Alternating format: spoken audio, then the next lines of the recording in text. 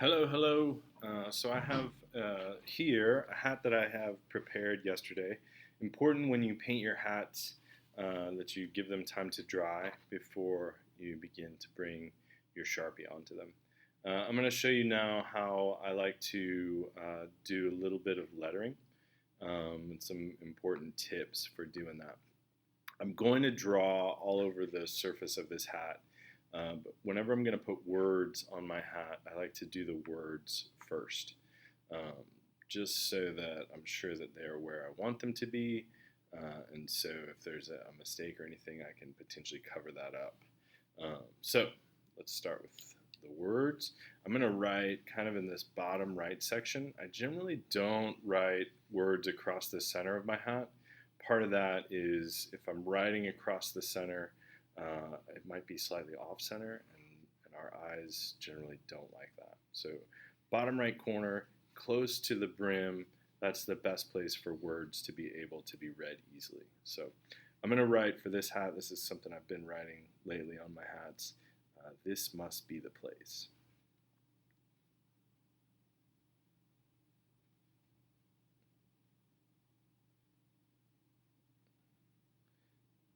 So, I'm doing a technique where I kind of double each part of the letter, and that makes it look a little bit bolder. If I try to color that in, it might bleed out a little bit. So I have to kind of have my lettering and my technique for my lettering kind of worked out well in advance. I'm paying really close attention to this bottom line, trying to use that as kind of my guide.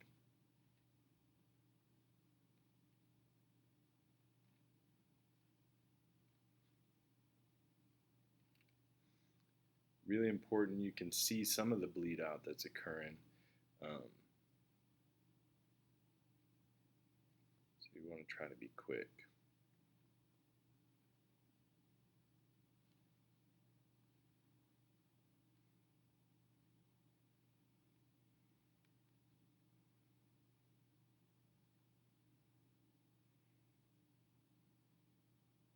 So I'm looking at it now and I'm noticing that when I write the and place, I'm going to run out of space. So I'm going to adjust this kind of on the fly. It's important that you kind of pay attention to that. And so I'm going to write below it now the rest of it.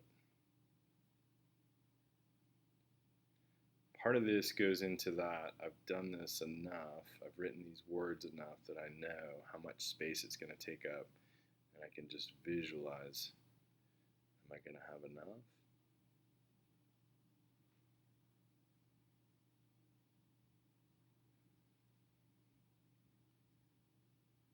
Still using that line on the bottom kind of as my guide, my spacer.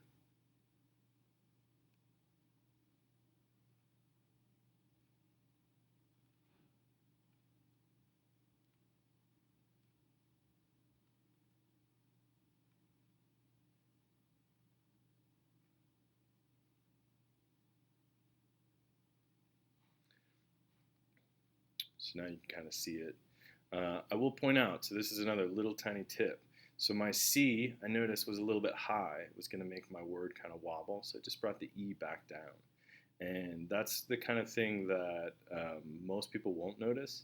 People who are looking real close might notice, but that's important to see. Last thing I'm going to show you here is that this is the other tip. This is kind of important. I'll draw a box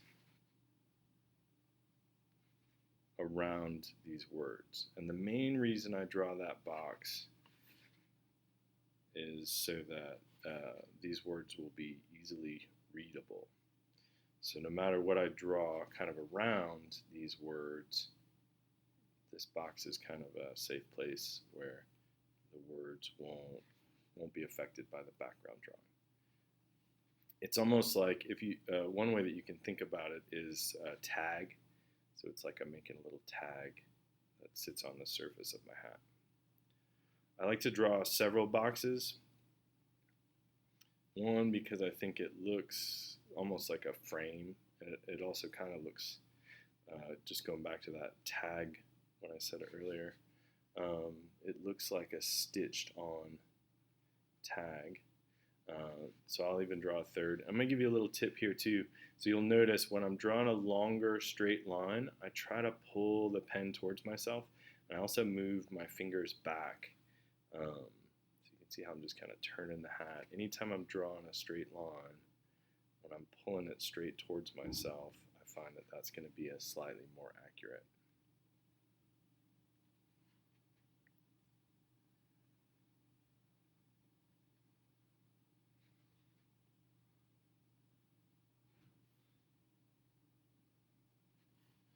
All right, there we go. So I'll begin to draw over this. That'll probably be the next video.